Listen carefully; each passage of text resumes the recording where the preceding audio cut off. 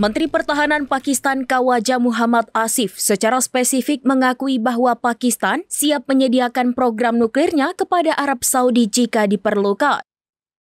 Pernyataan tersebut disampaikan Asif kepada Geo TV dalam sebuah wawancara menanggapi pernyataan yang kemungkinan Pakistan menempatkan Arab Saudi di bawah payung senjata nuklirnya.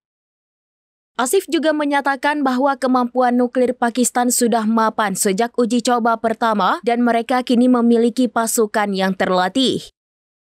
Ia juga menegaskan bahwa kemampuan tersebut akan diberikan kepada Arab Saudi sesuai dengan perjanjian pertahanan yang baru ditandatangani kedua negara pada 18 September 2025. Perjanjian itu menetapkan bahwa serangan terhadap salah satu negara akan dianggap sebagai serangan terhadap kedua negara. Langkah ini dipandang oleh sejumlah pihak sebagai sinyal terhadap Israel yang diyakini sebagai satu-satunya negara dengan senjata nuklir di Timur Tengah. Perjanjian tersebut dibuat setelah serangan Israel di Qatar yang menargetkan pemimpin Hamas menimbulkan kekhawatiran di kalangan negara-negara Teluk Arab. Hingga saat ini belum ada negara yang memberikan tanggapan resmi mengenai fakta tersebut, termasuk implikasinya terhadap akses Arab Saudi ke senjata nuklir Pakistan.